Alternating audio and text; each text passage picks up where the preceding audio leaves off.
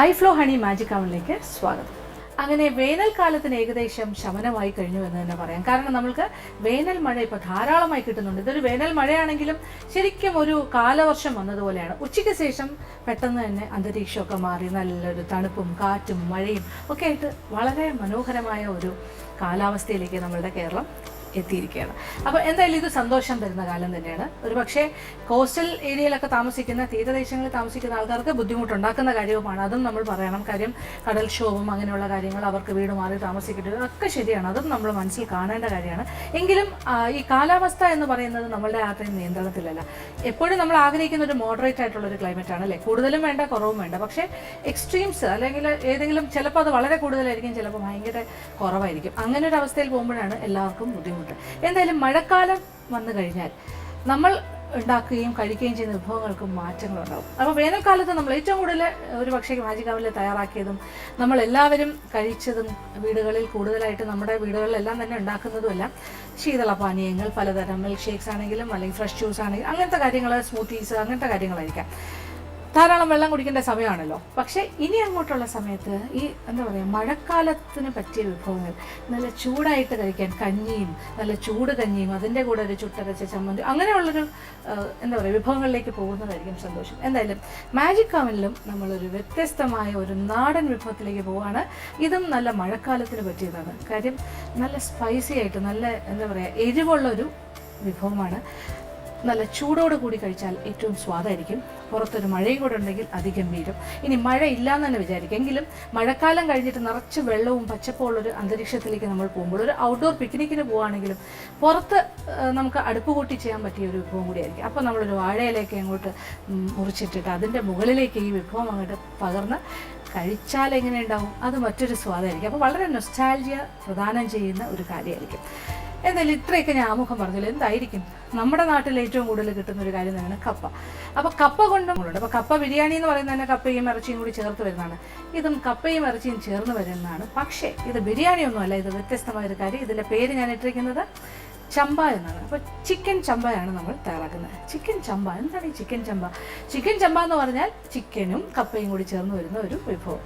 അപ്പോൾ ആദ്യം നമുക്ക് ചിക്കൻ തയ്യാറാക്കാം, അതോടൊപ്പം കപ്പയും തയ്യാറാക്കാം. എന്നിട്ട് ഈ ചമ്പ എങ്ങനെയാണ് തയ്യാറാക്കുന്നത് നോക്കാം. അപ്പോൾ ചിക്കൻ ചമ്പ തയ്യാറാക്കി തുടങ്ങാം. ഇതിനുവേണ്ടി ചേരുവകൾ എന്തൊക്കെയാണെന്ന് നോക്കാം. കപ്പ 1.5 കിലോ തൊലി കളഞ്ഞ് കൊത്തിയെടുത്തത്, നാടൻ കോഴി 1 ഇടത്തരം ചെറിയ കഷ്ണങ്ങളായി മുറിച്ചത്, ചെറിയ ഉള്ളി 250 ഗ്രാം കഷ്ണങ്ങളായി മുറിച്ചത്, വറ്റൽമുളക് 30-35 എണ്ണം ചെറുതായി നുറുക്കിയെടുത്തത്, മഞ്ഞൾപ്പൊടി 1 ടീസ്പൂൺ, ഉപ്പ് ആവശ്യത്തിന്, വെള്ളം 1 മുതൽ 1.5 കപ്പ് വരെ ആകാം, വെളിച്ചെണ്ണ 1 ടേബിൾ സ്പൂൺ, കറിവേപ്പില ആവശ്യത്തിന്.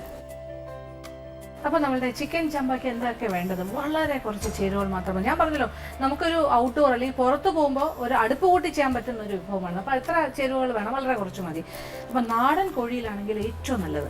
അപ്പോൾ നാടൻ കോഴി എപ്പോഴും കിട്ടണമെന്നില്ല, കിട്ടിയാൽ അതായിരിക്കും നല്ലത്. കുറച്ച് വേഗം സമയമെടുക്കുമെങ്കിലും സ്വാദ് നാടൻ കോഴിക്ക് തന്നെയാണ്. അപ്പോൾ എനിക്കെന്തോ ഭാഗ്യത്തിന് ഒരു നാടൻ കോഴി കിട്ടിയിട്ടുണ്ട്. ഇതൊരു മീഡിയം സൈസ് കോഴിയാണ്, 1.5 കിലോയ്ക്കകത്തുണ്ട്. ഇത് ചെറിയ കഷ്ണങ്ങളായിട്ട് നമ്മൾ ഏതാണ്ട് ചില്ലി ചിക്കനൊക്കെ കട്ട് ചെയ്യുന്ന മാതിരി ചെറിയ കഷ്ണമായിട്ട് മുറിച്ചത്. അപ്പോൾ നാടൻ കോഴിയാകുമ്പോൾ കുറച്ച് ഫാറ്റൊക്കെ ഉണ്ടാവും, അതിന് കുറച്ച് കൊഴുപ്പൊക്കെ ഉണ്ടല്ലോ, അത് അതിന് സ്വാദാണ്. അങ്ങനെ ക്ലീൻ ചെയ്തെടുത്തത്. അപ്പോൾ നല്ല എല്ലിനൊക്കെ നല്ല കട്ടിയാണ്, നല്ല ഉറപ്പുണ്ടാവും. ഇനി ഇതിലേക്ക് നമ്മൾ 2-3 കാര്യങ്ങൾ, വളരെ കുറച്ച് കാര്യങ്ങളേ ഉള്ളൂ. ഒന്ന്, നമ്മൾ 1 ടീസ്പൂൺ മഞ്ഞൾപ്പൊടിയാണ് ഞാൻ അളവ് പറഞ്ഞത്. അതിലൊരു 1/4 ടീസ്പൂണോളം അല്ലെങ്കിൽ ഒരു അരയും ഇച്ചിരി കൂടെ നമുക്ക് ചിക്കൻ്റെ കഷ്ണങ്ങളിലേക്ക് ചേർക്കാം. 1/2 ടീസ്പൂൺ ഇതിൽ ചേർക്കാം. ബാക്കി 1/2 ടീസ്പൂൺ ഇരിക്കട്ടെ, നമുക്ക് കപ്പയുടെ കൂടെ ചേർക്കാം. ഇനി എന്താ വേണ്ടേ? ഇനി ഇതിലേക്ക് വറ്റൽമുളക് ഇങ്ങനെ ചെറിയ കഷ്ണങ്ങളായിട്ട് മുറിച്ചെടുത്താൽ മതി. നുറുക്കിയിടുക, കൈ കൊണ്ടാകാം അല്ലെങ്കിൽ ഒരു സിസേഴ്സോ കത്തിയോ കൊണ്ടായാലും മതി. എന്തായാലും അതിൻ്റെ അരിയോടുകൂടി എടുക്കുക. അപ്പോൾ എരിവ് നിയന്ത്രിക്കുന്നത് ഈ മുളകാണ്. അപ്പോൾ ഇതൊരു 35 മുളക് എടുക്കുകയാണെങ്കിൽ നല്ല എരിവായിരിക്കും, നല്ല സ്പൈസി ആയിരിക്കും. 30 ആണെങ്കിൽ ഒരു അത്രയും എരിവുണ്ടാവില്ല, അതിനെക്കാട്ടിൽ കുറഞ്ഞാൽ കുറച്ച് വളരെ എരിവ് കുറവായിരിക്കും. അപ്പോൾ എത്ര വേണമെന്ന് തീരുമാനിക്കാം. നല്ല സ്പൈസി നല്ല എരിവുള്ളൊരു ചിക്കൻ ചമ്പാണ് വേണ്ടതെങ്കിൽ നല്ലതായിട്ടൊരു 35 മുളക് തന്നെ ഉപയോഗിക്കാം. അപ്പോൾ ഞാനിപ്പോൾ എന്തായാലും ഒരു 35 മുളക് എടുത്തിട്ടുണ്ട്. അതിൻ്റെ അരിയോടുകൂടി, ഇത് പിരിയൻ മുളകല്ല, ഒറിജിനൽ മുളകാണ്. അപ്പോൾ നല്ല എരിവുള്ള മുളക്. അതിനോടൊപ്പം ഒരു 250 ഗ്രാമോളം ചെറിയ ഉള്ളി ഏകദേശം 250 ഗ്രാംസ്, ഏതാണ്ട് ഒരു 1.5 കപ്പോളം. കപ്പളവ് പറയുകയാണെങ്കിൽ 1.5 കപ്പ് വരെ ആകാം. അതും തീരെ ചെറുതായി മുറിക്കണം എന്നില്ല, ചെറിയ വട്ടത്തിന് ഇങ്ങനെ ഒരു ഉള്ളിയെ 2-3 പീസായിട്ട് ഇങ്ങനെ മുറിച്ചിട്ടാൽ മതിയാകും. അപ്പോൾ അതൊന്നും വലിയൊരു ജോലിയേ അല്ല, എളുപ്പത്തിന് നമുക്ക് ചെയ്യാം. പിന്നെ വേണ്ടത് ആവശ്യത്തിനുള്ള ഉപ്പ്, ആവശ്യാനുസരണം ഉപ്പ്. ഇത് അവസാനം ചേർത്താലും മതി, കുറച്ച് കൂടുതൽ ആദ്യം കുറച്ച് ചേർക്കുക, പിന്നെ അവസാനം കൂടുതൽ ചേർക്കുക, വേണമെന്നുള്ളത് ബാലൻസ്. ഈ കറിവേപ്പിലയും കൂടി ഇടാം. എന്നിട്ട് ഒരല്പം വെളിച്ചെണ്ണ, 1 ടേബിൾ സ്പൂൺ വെളിച്ചെണ്ണയും കൂടി ചേർക്കണം. എന്നിട്ട് കൈ കൊണ്ട് നന്നായിട്ടൊന്ന് തിരുമ്മി യോജിപ്പിക്കും. എത്രത്തോളം നമുക്കിങ്ങനെ മിക്സ് ചെയ്യാൻ പറ്റുമോ അത്രത്തോളം ഇതിനെ തിരുമ്മി യോജിപ്പിക്കും. പണ്ടൊക്കെ നമ്മുടെ നാട്ടിലാണെങ്കിൽ നല്ല നാടൻ ചെറിയ ഉള്ളിന് കിട്ടും. അപ്പോൾ എല്ലാ കാര്യങ്ങളും നാടനായിരുന്നു. ഇപ്പം എല്ലാം എന്താ പറയുക, ചൈനീസ് എന്നൊക്കെയാണ് പറയുന്നത്, വരവാണ്. അതുകൊണ്ട് തന്നെ ഇപ്പോൾ ചെറിയ ഉള്ളി ഏതാണ്ട് ചെറിയൊരു സവാളയുടെ വലിപ്പത്തിലാണ് കിട്ടുന്നത്. അതുകൊണ്ട് തന്നെയാണ് ഞാൻ പറഞ്ഞത്, ചെറിയ ഉള്ളി 2-3 കഷ്ണങ്ങളായിട്ട് അതിൻ്റെ വലിപ്പം അനുസരിച്ച് മുറിച്ചിടുക. പണ്ടത്തെ ഒറിജിനൽ നാടൻ ചെറിയ ഉള്ളി ആണെങ്കിൽ അത് മുഴുവനെ ഇട്ടാലും മതി, അത്ര ചെറുതാണല്ലോ. അതുകൊണ്ടാണല്ലോ അതിന് ചെറിയ ഉള്ളി എന്ന് പേര് വന്നത്. ഇപ്പം അങ്ങനെയൊന്നും പറയാൻ പോലും പറ്റാത്ത അവസ്ഥയാണ്. ഏതായാലും നമുക്ക് ചെറിയ ഉള്ളി അത് നോക്കിയിട്ട് ചെയ്യാം. അപ്പോൾ നമ്മൾ ഈ തിരുമുന്ന കൂട്ടത്തിൽ ഉള്ളിയെല്ലാം ഇങ്ങനെ കൈകൊണ്ടൊന്ന് ചെറുതായിട്ടൊന്ന് ഉടച്ചു കൊടുക്കുക. അപ്പോൾ എന്തായാലും അത് ഇതിൻ്റെ കൂടെ ഇങ്ങനെ ഇതളുകളായിട്ട് ഇളകി ചേരും. അപ്പോൾ ഈ രീതിയിൽ ഇങ്ങനെ യോജിപ്പിക്കുക. ഇങ്ങനെ യോജിപ്പിച്ച് കഴിഞ്ഞാൽ പിന്നെ സത്യം പറഞ്ഞാൽ ഇത് കുറച്ചൊരു അരമണിക്കൂർ വെച്ചിരിക്കുന്ന ഏറ്റവും നല്ലതാണ്. മാരിനേറ്റ് ചെയ്യാനായിട്ട് ഇങ്ങനെ പുരട്ടി ഒരു അരമണിക്കൂർ പുറത്ത് വെച്ചിരിക്കുക. അത് കഴിഞ്ഞിട്ട് വേവിക്കുന്നതാണ് ഏറ്റവും നല്ലത്. സമയക്കുറവുണ്ടെങ്കിൽ ഒരു 10-15 മിനിറ്റ് കഴിഞ്ഞിട്ട് വേവിക്കാനായിട്ട് വയ്ക്കാം. അപ്പോൾ നാടൻ കോഴിയാണ്, നമുക്ക് പെട്ടെന്ന് വെന്ത് കിട്ടണം.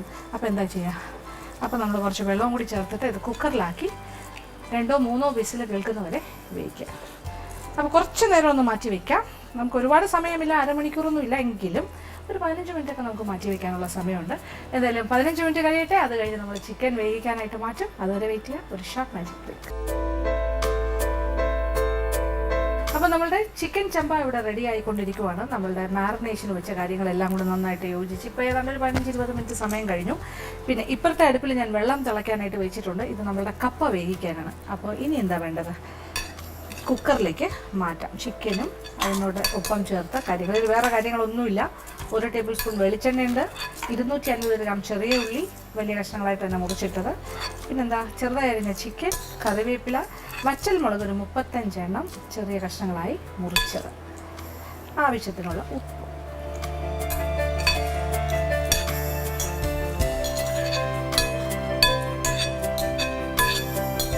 അങ്ങനെ നാടൻ കോഴിയാണ് നമ്മളിവിടെ ഉപയോഗിച്ചിരിക്കുന്നത്. ഇനി കുറച്ച് വെള്ളം കൂടി ഒഴിച്ചു കൊടുക്കാം. നാടൻ കോഴിയാണ്, അപ്പോൾ ഒരു കപ്പ് മുതൽ 1.5 കപ്പ് വരെ ആകും. ഒരല്പം ചാറ് നല്ലതാണ്. അപ്പോൾ ആവശ്യത്തിന് വെള്ളം. അപ്പോൾ 1 കപ്പ് വെള്ളം, 1 മുതൽ 1.5 കപ്പ് വരെ ആകാമെന്ന് ഞാൻ പറഞ്ഞല്ലോ. എന്നിട്ട് പാത്രം അടയ്ക്കാം. ഇപ്പോൾ ബ്രോയിലർ ചിക്കൻ ആണെങ്കിൽ 1 കപ്പ് വെള്ളം മതി, നാടനാണെങ്കിൽ 1.5 വരെ ആകാം. ബ്രോയിലർ ആണെങ്കിൽ 1 തന്നെ വേണമെന്നില്ല, 1/2 കപ്പായാലും മതി. എന്തായാലും ഇനി അടുപ്പ് കത്തിച്ചു കൊടുക്കാം. അപ്പോൾ ഇനി ഒരു 2-3 വിസിൽ, ഇപ്പോൾ നാടൻ കോഴിയല്ലേ, ഒരു 3 വിസിൽ കേൾക്കട്ടെ. അത് കഴിഞ്ഞിട്ട് നമുക്ക് തുറന്ന് നോക്കാം. അപ്പോൾ ഈ സമയം കൊണ്ട് ഇപ്പുറത്തെ വെള്ളം തിളച്ചുകൊണ്ടിരിക്കുകയാണ്. ഇപ്പുറത്തെ അടുപ്പിൽ നമ്മൾ കപ്പ ഈ രീതിയിലാണ് കൊത്തിയെടുക്കേണ്ടത്. തൊലി കളഞ്ഞിട്ട് കുറച്ച് വലിയ കഷ്ണങ്ങളായിട്ട് ഇങ്ങനെ കുത്തി എടുക്കുക.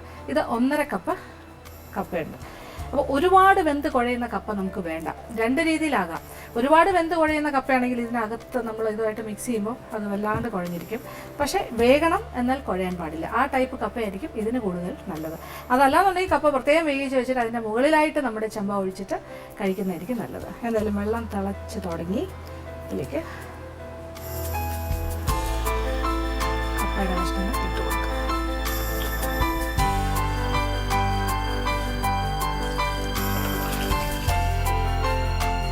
അപ്പോൾ നമ്മളുടെ ചിക്കൻ ചമ്പ ഇവിടെ റെഡി ആവാനായിട്ട് ഇങ്ങനെ കുക്കറിലാണ്. ഇനി ഏതാണ്ടൊരു 3-4 വിസിൽ കഴിയട്ടെ. നാടൻ കോഴിയാണ്, നല്ല വേഗട്ടെ.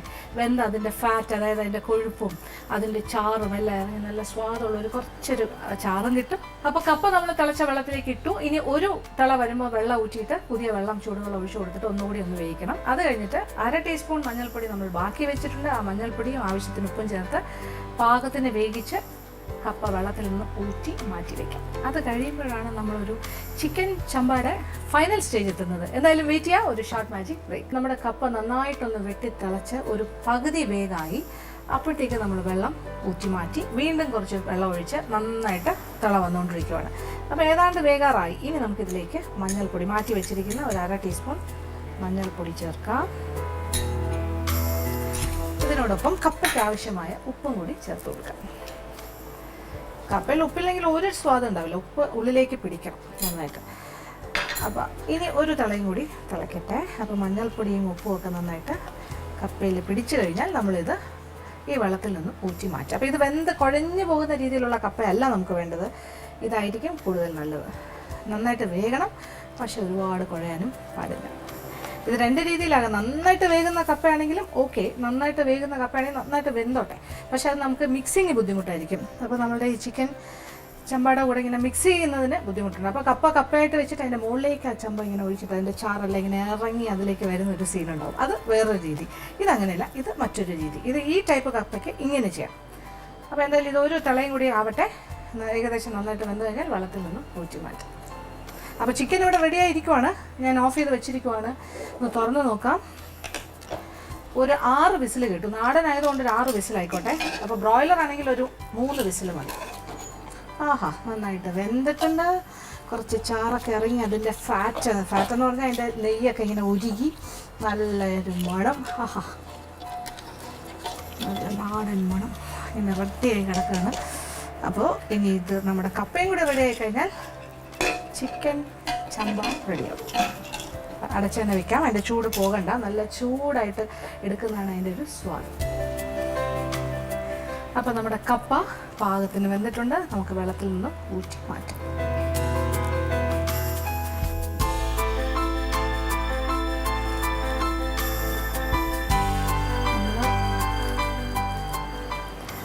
അങ്ങനെ നമ്മളുടെ കപ്പ എല്ലാം പാകത്തിന് വെന്തിട്ടുണ്ട്.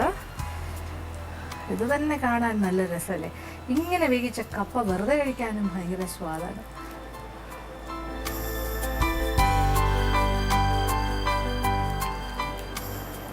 ഒരു ലൈറ്റ് യെല്ലോ കളറിലെ കപ്പയും വേവിച്ചെടുത്തു.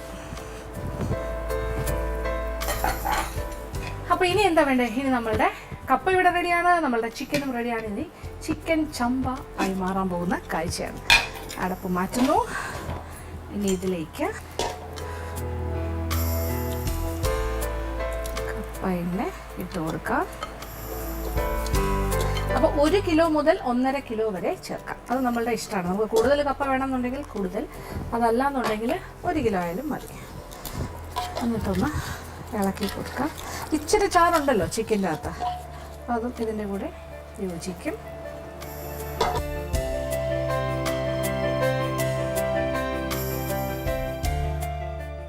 അപ്പോൾ ഏകദേശം എനിക്ക് തോന്നുന്നു നമുക്ക് കൂടുതൽ ക്വാണ്ടിറ്റിയിലും ചെയ്യാം. ചിക്കൻ്റെ അളവ് അനുസരിച്ചിട്ടാണ്. അപ്പോൾ ഒരു 1.5 കിലോ 1.25 കിലോയുടെ കോഴിയാണെങ്കിൽ എനിക്ക് തോന്നുന്നു 2 കിലോ സൈസൊക്കെ ഉള്ളതാണെങ്കിൽ നമുക്ക് 1.5 കിലോ കപ്പ തന്നെ ഉപയോഗിക്കാം. അതല്ലാന്നുണ്ടെങ്കിൽ ഒരു 1.5 അകത്തുള്ള കോഴിയാണെങ്കിൽ 1 കിലോ കപ്പ മതി. അപ്പം നോക്കിയിട്ട് ആവശ്യാനുസരണം ചേർക്കുക. അങ്ങനെ എല്ലാം കൂടി യോജിച്ചു. ഇനി വേറൊന്നും ചേരില്ല. നല്ലൊരു മണവും രുചിയും ഒക്കെ ഉണ്ടാവും. ഇനി ഇത് വിളമ്പുന്ന പാത്രത്തിലേക്ക് മാറ്റാം.